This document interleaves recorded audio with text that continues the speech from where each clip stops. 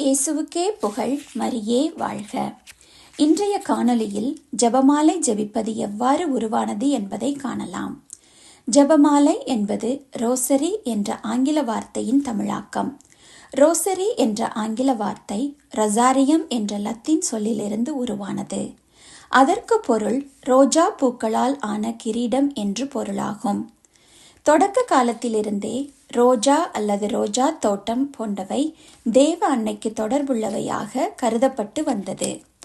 ஆகவே ஆங்கிலத்தில் ரோசரியை rosary beads என்றும் அழைத்தார்கள். பீட்ஸ் என்பது லத்தீன் சொல்லான பீடேவில் இருந்து வந்தது. அதற்கு பொருள் ஜபங்கள் என்பதாகும். ஆகவே ஜபமாலை என்பது ஜபங்களால் ஆன மாலை என்பது பொருள். இப்பொழுது ஜெபமாலை எந்த நூற்றாண்டிலிருந்து வந்தது என்பதை காண்போம்.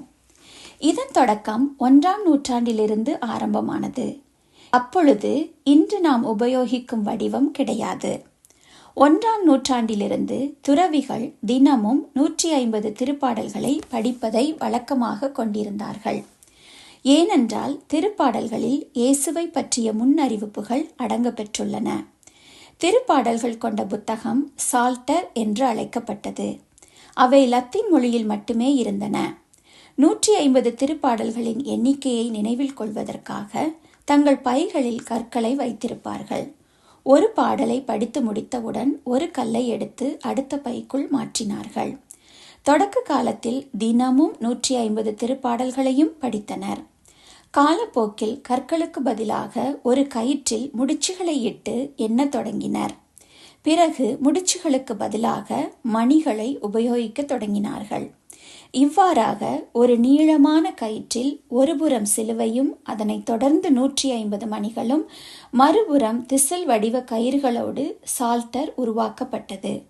இவை துறவிகளால் மட்டும் உபயோகிக்கப்பட்டு வந்தது.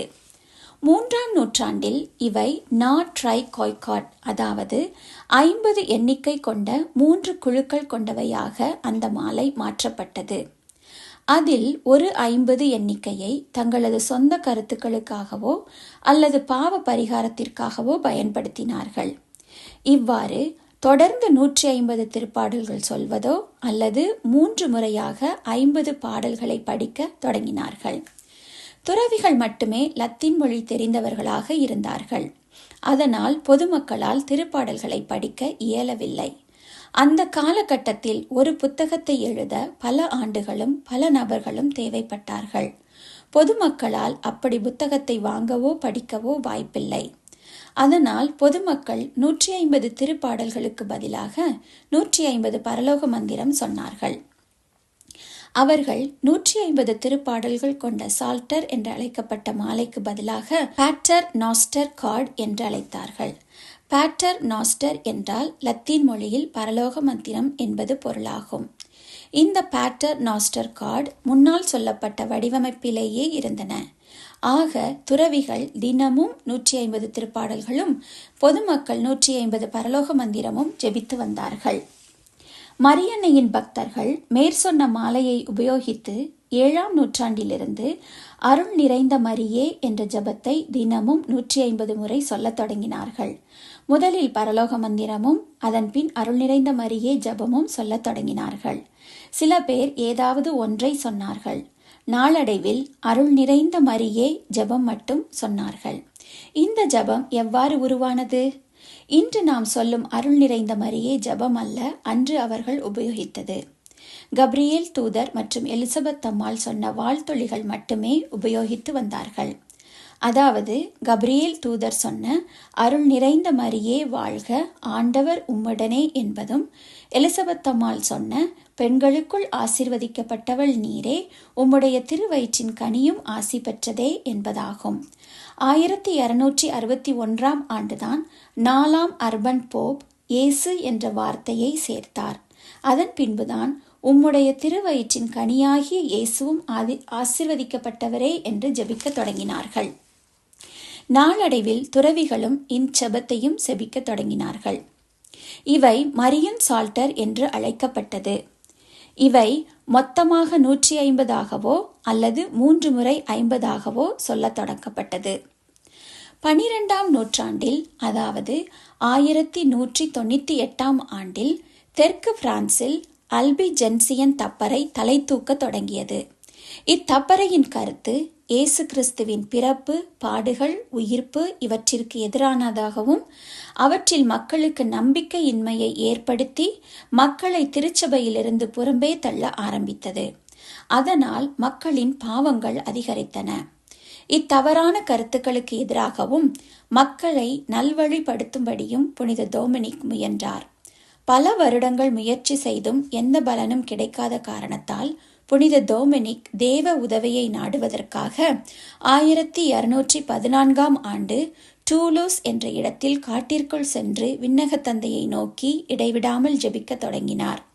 3 நாட்கள் இரவு பகலும் ஜெபித்ததால் மயக்க நிலையை அடைந்தார். அப்பொழுது புனித டொமினிக்கிற்கு தேவ அன்னை காட்சி கொடுத்தார்கள். அக்காட்சியில் அன்னை புனித டொமினிக்கிடம், அன்பு டொமினிக், திரியேக சர்வேசுரன் இந்த உலகத்தை காப்பாற்ற எந்த ஆயுதத்தை விரும்புகிறார் என்று தெரியுமா என்று கேட்டார்கள். அதற்கு டொமினிக், ஓ என் அன்னையே, என்னை விட நீர்தான் அனைத்தையும் நன்றாக அறிந்தவர்.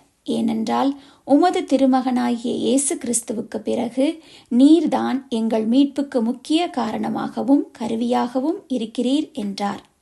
அதற்கு அன்னை, என்னுடைய மரியன் சால்டர் மட்டுமே இந்த தப்பறையில் இருந்து மக்களை நல்வழிப்படுத்த உதவும் என்றார். கப்ரியேலின் வாழ்த்தொழிதான் புதிய ஏற்பாட்டின் தொடக்கமும் அடித்தளமும் ஆகும். ஆகவே மக்களுக்கு மரியன் சால்டரை இயேசுவின் பிறப்பு, பாடுகள், இறப்பு, உயிர்ப்பு ஆகிய மறையுண்மைகளோடு போதிக்குமாறு கூறி மகிழ்ச்சி, துயர் மற்றும் மாட்சியின் மறையுண்மைகளை அந்த 150 மணியை சொல்லும்போது நினைக்குமாறு போதிக்கச் சொன்னார்கள். மரியன்னையின் அறிவுரையை கேட்டு வல்லமை பெற்ற புனித டொமினிக் டூலோஸ் நகரத்திற்குள் உள்ள தேவாலயத்திற்கு சென்றார். கோயில் மணிகள் தானாக ஒலித்தன. மக்கள் அனைவரும் தேவாலயத்திற்கு முன் ஒன்று கூடினார்கள். புனித டொமினிக் மக்களை மனமாற்றமடைய செய்ய வேண்டும் என்ற தாகத்தோடு மரியன்னை சொல்லிக் கொடுத்த முறையில் மரியன் சால்டரை போதிக்க தொடங்கினார். இந்த நொடியில்தான் இன்று நாம் சொல்லும் ஜெபமாலையின் முதல் தொடக்கம் ஆரம்பமானது.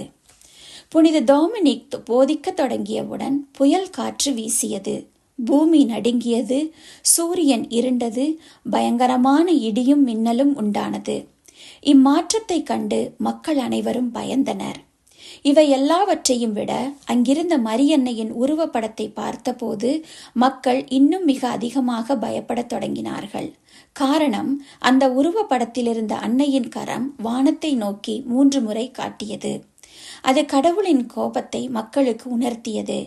மக்கள் மனம் மாறி தங்களின் பாவ வழிகளை விட்டு விலகாமல் இருந்தாலும், அன்னையின் உதவியை நாடாமல் இருந்தாலும், கடவுளின் கோபாக்கினை எவ்வாறு உலகத்தை தாக்கும் என்பதை இந்த இயற்கையின் சீற்றம் காட்டுகிறது என்பதையும் மக்கள் உணர்ந்தார்கள். இந்த நிகழ்ச்சி மூலம் மரியன் சால்டர், அதாவது இன்றைய ஜெபமாலையின் முதல் வடிவம், கடவுளால் அங்கீகரிக்கப்பட்டது என்பது புலனாகிறது.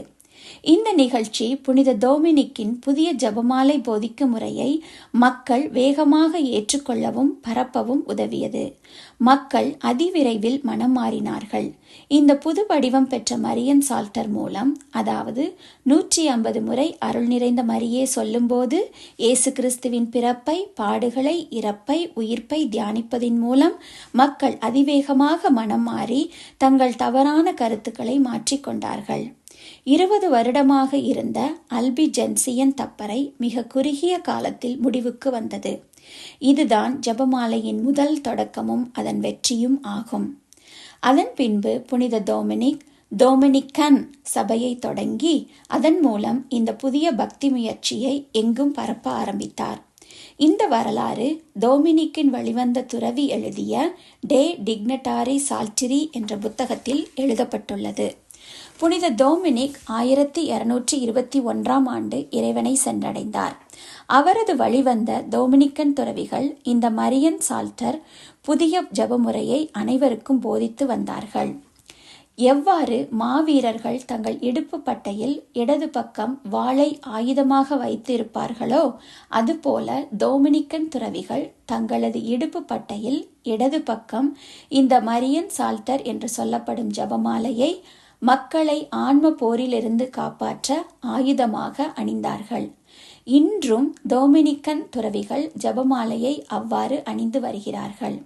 சிலுவை போருக்கு சென்ற மாவீரர்கள் கூட இந்த மரியன் சால்ட்ரை தங்கள் இடுப்பில் அணிந்து கொண்டார்கள். இந்த காலகட்டத்தில் இன்னும் ஜெபமாலை அதன் இன்றைய வடிவை பெறவில்லை. இவையெல்லாம் 13ஆம் நூற்றாண்டில் நடைபெற்றது. அருள் நிறைந்த மரியே என்ற ஜெபத்தின் முதல் பகுதி மட்டுமே 14ஆம் நூற்றாண்டுக்கு முன் வரை ஜெபிக்கப்பட்டு வந்தது. ஜெபமாலையில் உள்ள மற்ற ஜெபங்கள் எப்படி எப்பொழுது சேர்க்கப்பட்டது என்பதை அடுத்த காணொளியில் காணலாம். ஆவலோடு தாயின் ஆசிர்வாதத்தோடு காத்திருப்போம். தினமும் ஜெபமாலை சொல்வோம், குடும்பமாக சேர்ந்து சொல்வோம்.